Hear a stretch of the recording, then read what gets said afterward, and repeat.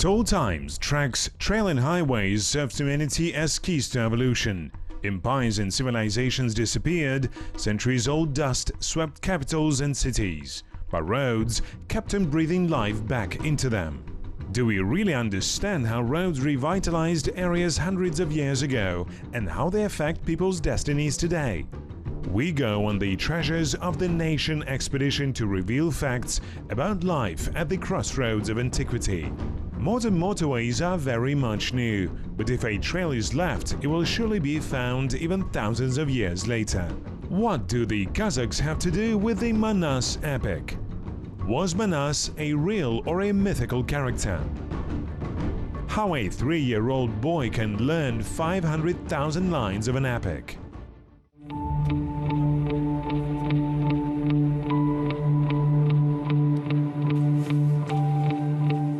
Our team is expanding the geographical boundaries of our fascinating quest. Together we will search for the most ancient routes laid by our ancestors worldwide. Having traveled across Kazakhstan, Russia and Azerbaijan, let's put a new landmark on our map. It would seem the brotherly Kyrgyz people is so close and familiar to us, but it is still hard to object the fact that its culture still holds multiple unexplored and very much mysterious facts. This people was able to preserve the most unique elements of the old Turkic culture. They are numerous. Talking about Kyrgyzstan and its culture, the first thing that comes to mind is the Manas epic. A huge, volume-wise, and one of the most spectacular epic pieces in world literature. In fact, the Kyrgyz Manas epic surpasses many-fold the volume of the legendary Greek epics like the Iliad and the Odyssey combined. Surprisingly, many plots of the Manas epic repeat the works of Homer, first of all the Odyssey to the smallest detail. Perhaps the Greek and the Kyrgyz epics had a single ancient steppe primary source. Another interesting fact is that the Manas epic is closely linked to Kazakhstan. I should mention that the first attempt to write down this epic was made by Chokan Valikanov. The Manas epic had a hard destiny, so to say. In the 20th century, this piece of work was defended by another famous Kazakh cultural scholar, Mukhtar Awazov. Indeed, on May the 26th, 1856, Kazakh scientist Chokan Valikanov had for the first time in history written down some chapters of this epic and translated them into Russian later. He himself called it the Steppe Iliad. In 1952, the fate of the epic hung by a single thread. They wanted to ban it as an anti-popular piece of work. The legendary Kazakh scientist Mukhtar Awazov spoke in defense of the masterpiece, and that allowed not only to save it from oblivion, it became popular all over the Soviet Union. What place does the epic take in the life of the Kyrgyz people today, and what brought it its international recognition?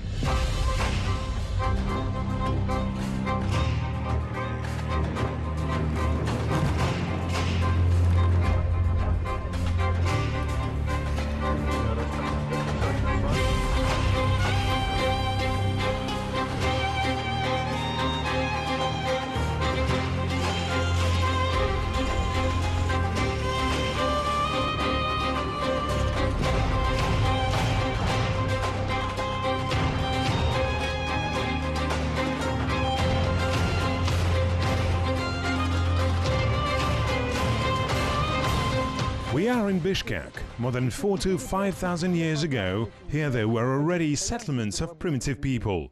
At the time of the Great Silk Way, a huge caravanserai was built here, and since that time, life never left the place.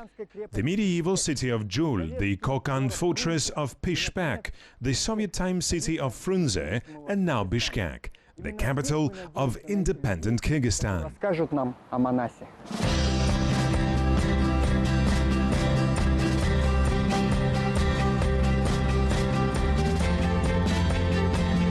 It appears the Manas epic is included in the UNESCO World Intangible Heritage List. But are people around the world interested in Manas? Is it, and to what extent, appreciated in Kyrgyzstan? And the most important thing, who was Manas? A myth, a fiction, or a real historical figure?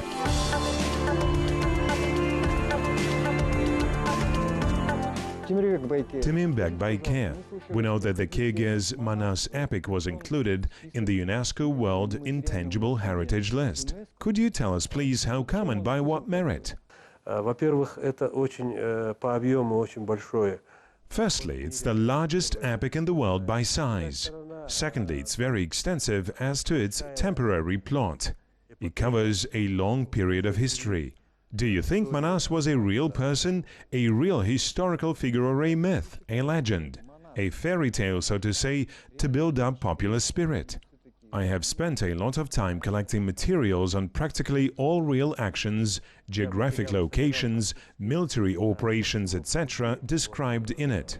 The more I did it, the more convinced I became that it was indeed a real historical character.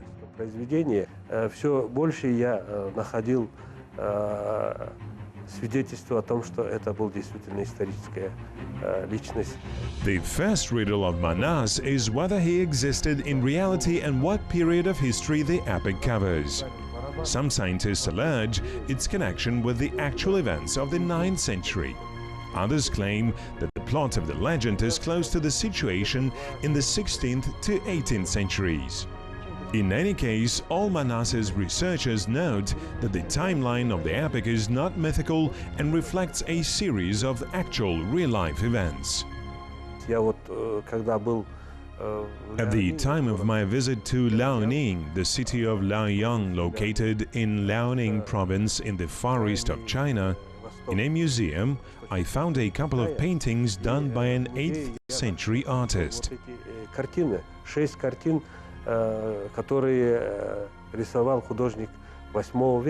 Why do you think they depict Manas?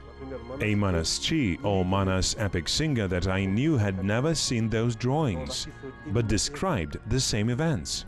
This one, for example. Other things also. Mind you, he was a Chinese artist who allegedly didn't know anything about Manas.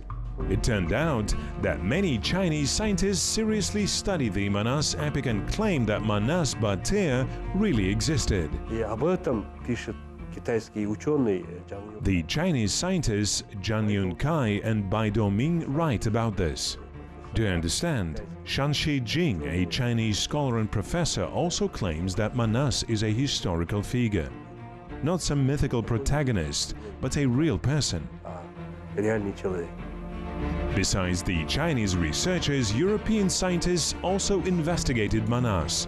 The epic was translated into dozens of foreign languages: Estonian, Finnish, Arab, Persian, and many others. However, it was the Chinese who rendered the epic the largest scale attention and even staged the operetta called Manas Batyr in the city of Nanjing. Its premiere was a great success. Surprisingly, the legacy of Manas is immortalized not only in folk art but also in toponymics. For instance, one of the highest summits of Nepal, 8,156 meters above sea level, is called the Peak of Manaslu. In Xinjiang, autonomous region of China, there is a town called Manas. Okay, so the song of Manas is well sang and heard in China. But what about Kyrgyzstan? How strong is the image and the theme of Manas among common people, among the common Kyrgyz? There are special disciplines devoted to the Manas epic in higher educational establishments, schools, and specialized secondary educational institutions. I think this fact proves their status of the Manas people.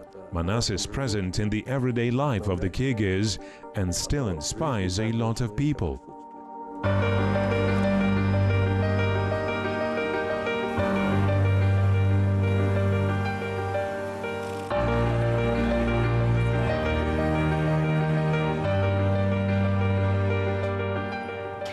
To check the scale of Manas teaching in the educational establishments of Kyrgyzstan, we decided to pay a visit to Bishkek Choreography School.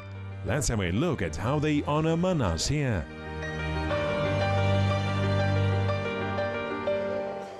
Здравствуйте. Здравствуйте, рада вас видеть, Наталья Ивановна. Natalia Ivanovna, is it true that in Kyrgyzstan they teach the Manas epic in all educational establishments? Yes, it's quite right. In all educational establishments, be it specialized secondary or higher educational institutions, as well as in schools, they teach a subject called Manas studies. Starting from 10 years of age, that is the 5th grade, school history curricula include a module on the Manas epic. In general, Manas studies as a scientific discipline is endorsed on the state level. There are designated academic programs and methodological recommendations approved by the National Ministry of Science and Education. Could we have a glance at how these classes take place?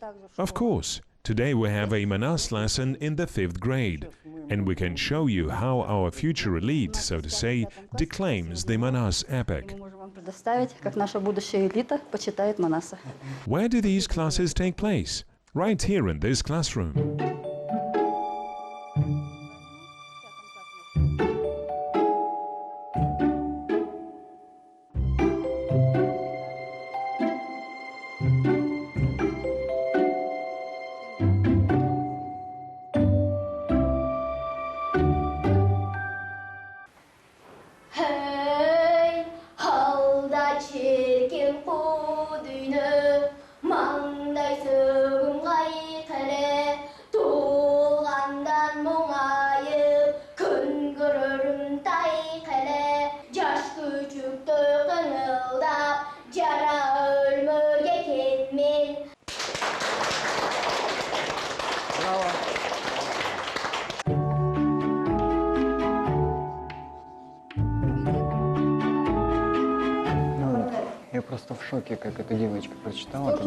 I was virtually mesmerized by the way that girl recited the epic.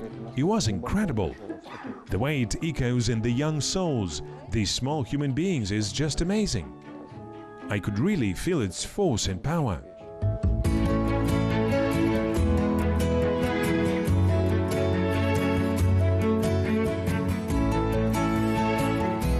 Okay, if the words of Manas sound so strong coming out of the mouth of an ordinary girl, imagine how it sounds performed by a professional Manaschi or Manas storyteller. Let's hope we'll get a chance to see that. Meanwhile, let's get acquainted with other mass phenomena associated with the name of Manas, the traditional Kyrgyz martial art of Taitebish.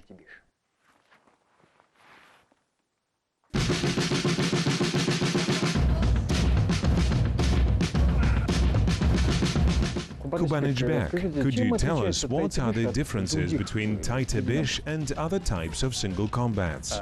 Our Taitebish school is based on the spiritual legacy of our ancestors. Taitebish is mentioned in the Manas epic. It is not only about physical and combat training, but also patriotic education and bringing up the fighter's male principle. The Kyrgyz never considered martial arts a training but a game. Therefore, we start our trainings with a game. Bori Talas, which translates as wolf laceration, reminds of the process of wolves tearing apart their prey. Other Taitebish peculiarities include Taitebish training, which means to kick, that is, working with your legs, Yerchabish or fencing. The proper fighting spirit or state of mind manifests one of the most important elements of military training. For this purpose, before the actual training, children read fragments of the Manas epic to lift their fighting spirit, the same way the ancient nomads did before combat engagement. Taitebish looks like a mix of karate, wrestling and other combat sports. Why? All single combats have certain moves or holds, but in essence they are similar. As the Chinese and the Japanese with their fighting traditions, our people can also boast of a rather ancient history and regional nomadic culture. And one of the components of this culture is martial arts. Each people has its own peculiarities, its own philosophy, including in martial arts. Our Taitebish is completely based on nomadic way of life, beginning with basic household education, how to sit and how to welcome guests, how to pour water over hands,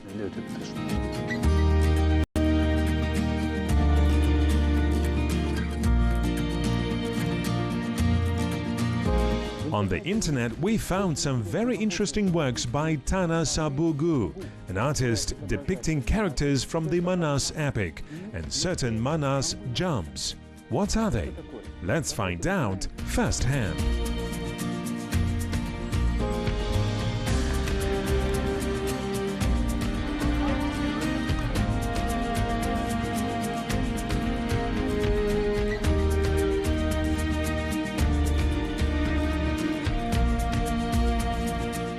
Manas had 12 jumps or 12 spiritual components, or 12 muicho, as they are also known.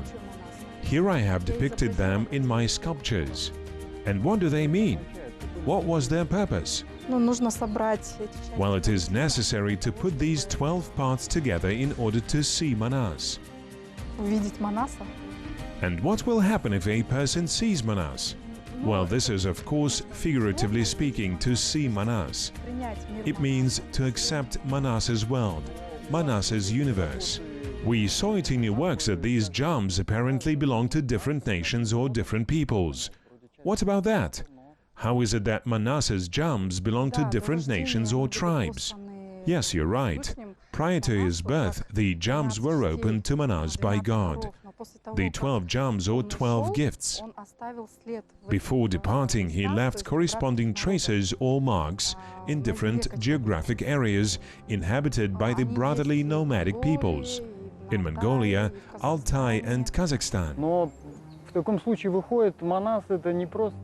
In this case, Manas appears to be not just a Bhatir, the defender of the people, social and political leader, but also some spiritual entity, a spiritual phenomenon. Yes, for me, Manas is the universe itself, like a spiritual mentor or a confessor. He means everything to me.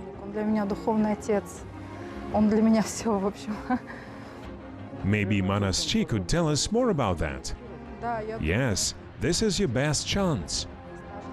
Talant Ali Bakchiev is one of the most distinguished Manas-chi in the country. Meeting him is twice as interesting because, in addition to being a traditional epic singer, he's also a renowned expert who has been studying the Manas epic for many years from a purely scientific perspective. Today, not that many people in Kyrgyzstan can answer the question who or what Manas really was. First of all, of course, in the Kyrgyz memory, Manas is manifested as an epic hero, the defender, and not only of his own people but other tribes as well, other regions or countries. He was able to gain this defender status. The geographical coverage of the Manas epic is striking as its events take place not only in Kyrgyzstan. Some versions of the epic say that in the course of liberating nations from political oppression of despotic regimes, Manas reached France. In the southeast, he saved peoples from the oppression of the Chinese Empire. So does the epic really mention the Kazakhs? Yes, the Manas epic refers to the Kazakh Khanate, ruled by Kolche Batyr or Ya Kolche, occupying a huge territory called Sariaka. I know that this location is known today also and is rather important for Kazakhstan, and it is related to Kokche.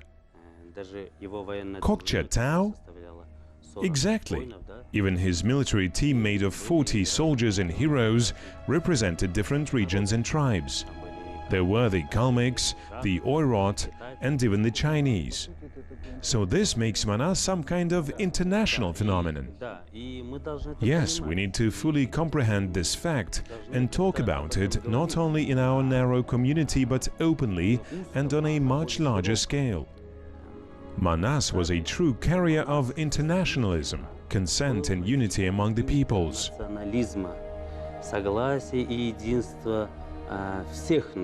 According to traditional national representation, an epic cannot be learned by heart. It can only come to a person via his or her dreams or visions. Manas epic storytelling is a skill of only the chosen few. How did you personally become a Manas-chi? Следует заметить, что сказительский дар, он не приходит, скажем, Did you also receive this gift somehow? The gift comes in childhood or in youth, when a person has not yet completely shaped his or her personality. The gift came to me when I was 12. I did my first public reading at 13. Manaschi is the servant of the world of Manas, the attendant of his spirit. Впервые я вышел в народ в 13 лет. Are there such young gifted children as you were when you got the gift? I mean some young Manas epic tellers, 12 or so years old. Да, сейчас есть на побережье озера Иссык-Куль. Yes, on the coast of Lake Isyk-Kul near the city of Cholpon-Ata, there is a boy called Umyot. He started telling epic stories when he was only 3. Now he is already 12. Can you imagine? He recited huge texts and episodes of the Manas epic when he was only 3. It's amazing. Конечно, удивительно. To become fully convinced that the talent or the gift of Manas epic telling comes only to the chosen ones, the expedition went to the coastal city of Cholpon-Ata.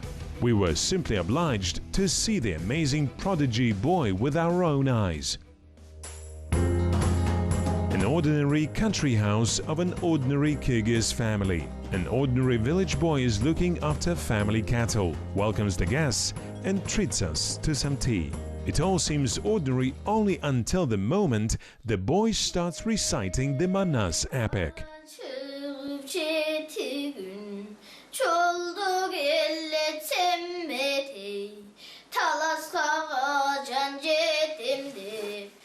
Umyot, so you're a Manaschi. Could you tell us please how it all happened? I started to tell stories when I was 3.5 years old. My elder brother, Jibek, learned the text from time to time, and I used to sit by him and was remembering what he was saying. And then I began to sing the Manas epic myself.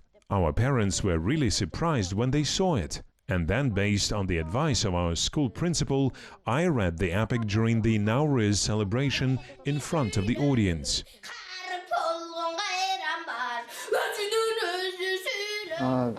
Did you see Manas or another Manaschi in your dreams?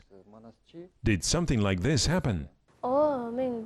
Yes, I saw Sayakbay Karalayev and Manas, and also Almanbet and Kanike in my dreams, although my father told me not to tell everybody what exactly I saw in my dreams.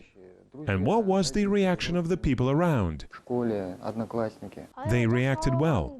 Teachers at school and friends and school students considered it as something good and understood it. What is the hardest part of being a Manaschi? For me personally, it is an art. The main art in my whole life. Okay, so do you plan to just be a Manaschi or maybe you have other dreams? What would you like to do in your life? Of course, I will engage in Manas epic telling, but I also want to do something else. I want to become a film director. And what are your hobbies now? Anything that you like doing for fun? I like soccer. I did some wrestling, but I stopped the training. I really love playing soccer and reading books.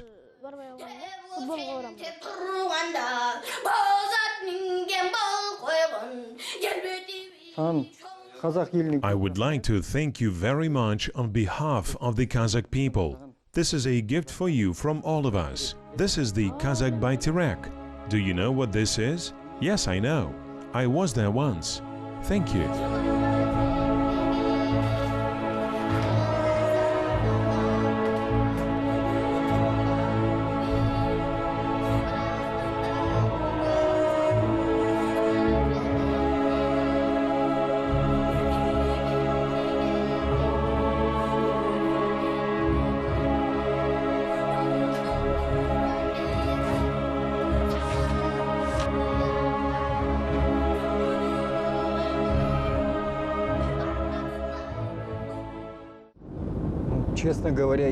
Well, frankly speaking, I'm under the huge impression of this little boy Manaschi reciting the Manas epic. Firstly, he immediately entered this state of trance.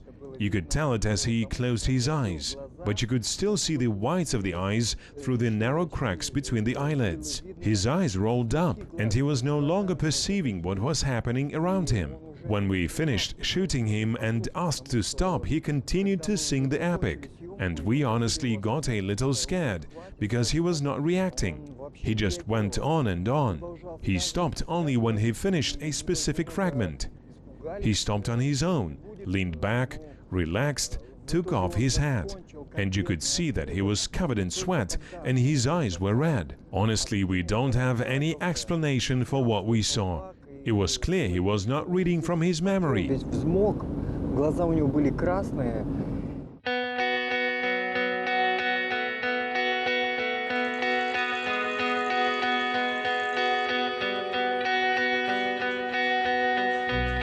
Маленький монастырь, конечно, впечатляет. The little monastырь was no doubt impressive, which makes it even more interesting to hear the epic told by a skillful and adult, so to say, monastырь. Let's go to Talas, to the Manas Ordo complex, to meet monastырь Kamil Mammadaliyev. By the way, we want to organize a little experiment there, but let's keep it for later. Но об этом позднее.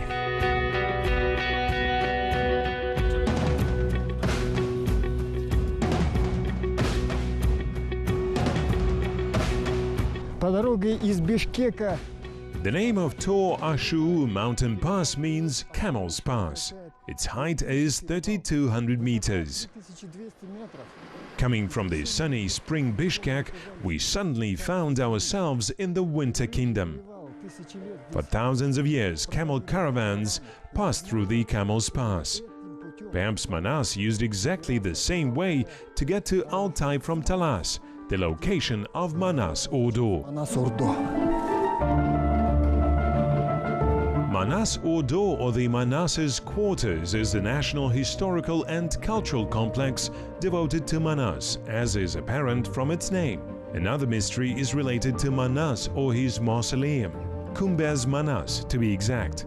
The popular opinion is that Manas was buried exactly here, and thus it is a renowned and sacred place. However, the monastырь claim that the epic itself refers to an absolutely different place of Manas's burial.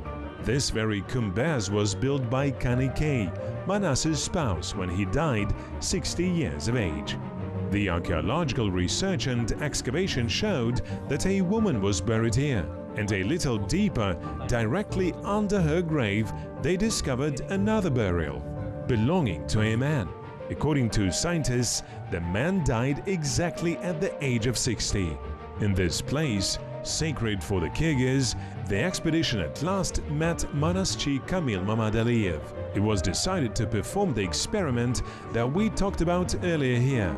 Its purpose is to establish whether the Manas epic performed by a true monastырь has a different force and effect compared to reciting by an ordinary person. Из желторотых я птенцов могучих беркутов взрастил, разбросанный кыргызский род единый, я собрал народ на землю.